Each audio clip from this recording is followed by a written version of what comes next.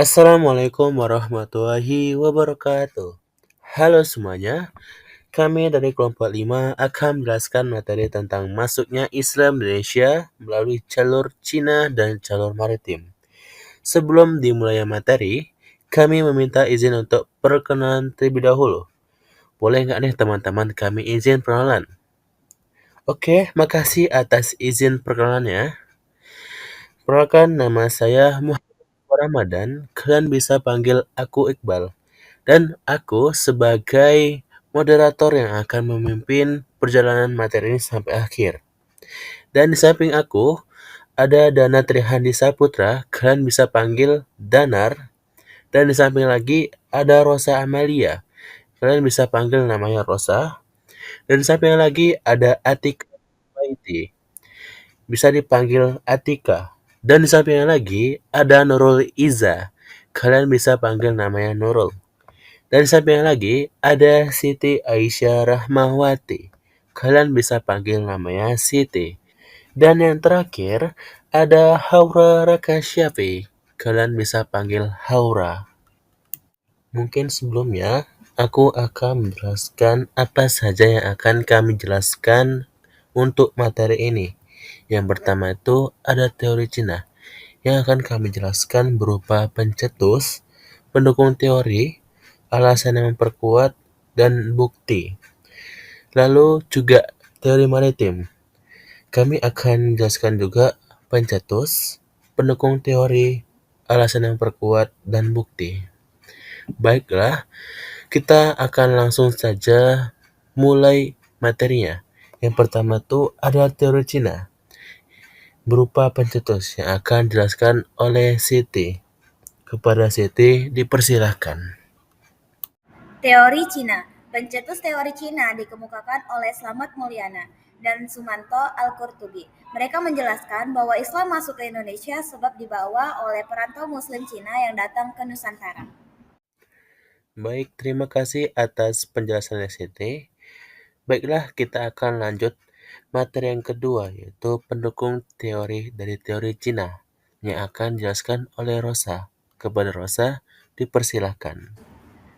Adapun yang mendukung teori Cina, yaitu banyaknya jumlah pendakwah yang berasal dari keturunan Cina dan memiliki pengaruh yang besar pada masa kerajaan Demak. Namun, banyak orang juga yang meyakini bahwa agama Islam pertama kali masuk ke Indonesia, tepatnya pada tahun 700 Masehi atau pada abad ke-7, di mana ditemukannya catatan Cina kuno yang menerangkan bahwa pada masa tersebut terdapat perkampungan atau pemukiman Arab yang berlokasi di daerah pesisir barat Pulau Sumatera sampai ke sekitar Selat Malaka.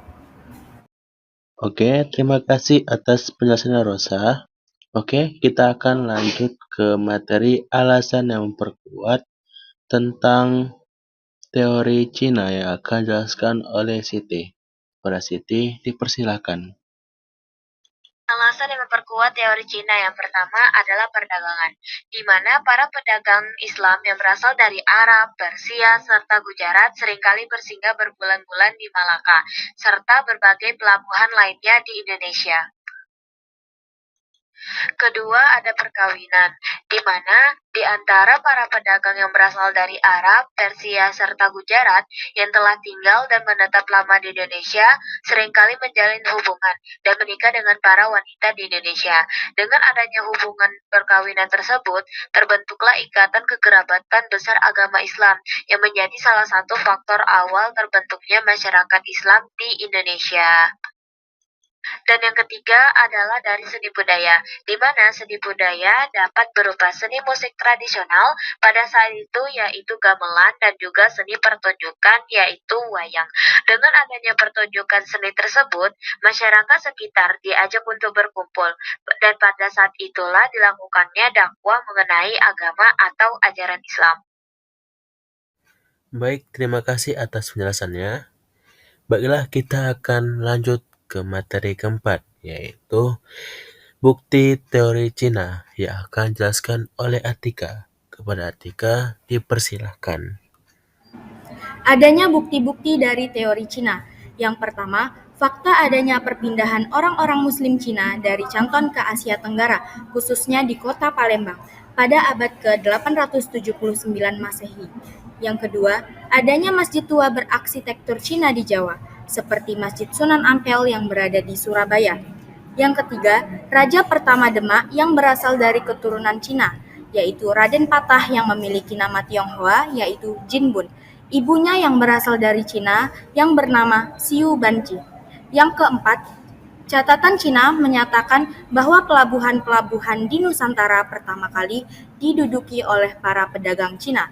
Dan yang kelima, berdasarkan hikayat Hasanuddin dan sejarah Banten, nama dan gelar raja-raja Demak ditulis dengan menggunakan istilah Cina. Baik, terima kasih Atika atas penjelasannya. Baiklah, kita akan lanjut ke materi teori maritim berupa pencetus yang akan dijelaskan oleh Haura. Kepada Haura, dipersilahkan. Teori maritim adalah teori yang dikemukakan oleh sejarawan Pakistan Enna Baloch di bukunya The Advent of Islam in Indonesia. Teori ini menjelaskan bahwa penyebaran agama Islam di Nusantara tidak bisa lepas dari peran masyarakat Indonesia dalam melakukan penjelajahan ke samudra. Teori maritim juga menyatakan bahwa ajaran Islam mulai didakwahkan di pantai-pantai Nusantara oleh saudagar-saudagar Arab sejak abad ke-7 Masehi. Baik, terima kasih kepada Haura penjelasannya. Oke, kita akan lanjut ke materi pendukung teori berupa teori maritim yang akan dijelaskan oleh Nurul. Kepada Nurul, dipersilahkan. Berikut beberapa bukti yang memperkuat teori maritim, yaitu yang pertama, penemuan artefak kapal dan pelabuhan kuno yang menunjukkan adanya jaringan perdagangan dan pertukaran budaya antara wilayah yang berbeda. Yang kedua, peta kuno dan alat navigasi yang menunjukkan pengetahuan dan keterampilan maritim yang dimiliki oleh peradaban kuno. Yang ketiga, bukti-bukti tentang jaringan perdagangan maritim yang luas dan kompleks, seperti jalur perdagangan rempah-rempah yang menghubungkan Asia Tenggara dengan Eropa melalui jalur laut. Baik, terima kasih atas penjelasan Nurul. Oke, kita akan lanjut ke materi berupa bukti teori maritim yang akan dijelaskan oleh Danar. Kepada Danar, dipersilakan. Pendukung teori maritim. Teori maritim didukung oleh pandangan bahwa Islam masuk melalui jalur perdagangan laut yang dikendalikan oleh pedagang dari Gujarat, India, dan Timur Tengah. Tokoh-tokoh yang mendukung teori ini termasuk Snok Hurgronje dan Azyur Mardi Azra yang menekankan peran penting pedagang muslim dalam penyebaran Islam di Nusantara.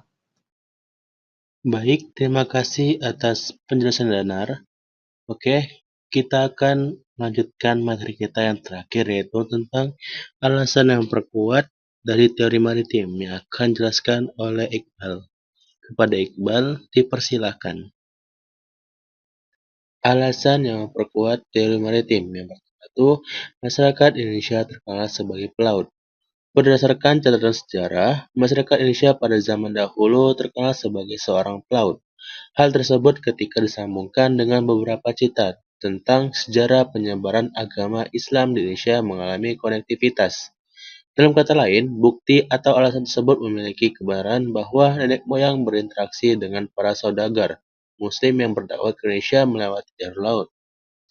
Lalu yang kedua, umat Islam memiliki penguasaan yang kuat tentang pasar dan maritim. Jelaskan bahwa masyarakat Indonesia memiliki navigator yang kuat. Kekuatan tentang penguasaan pasar dan maritim inilah yang kemudian menjadi pintu utama dalam proses penyebaran agama Islam. Awalnya, ajaran agama Islam dikenal sebagai daerah pantai oleh para pedagang Arab. Setelah itu mengalami perkembangan dan perluasan wilayah dakwah. Perkembangan ini kurang lebih berjalan selama 5 abad, yaitu dari abad ke-1 sampai ke-5 Hijrah, atau abad ke-7 sampai 12 Masehi. Selesai sudah materi kita. Semoga video ini dapat bermanfaat kepada teman-teman semua.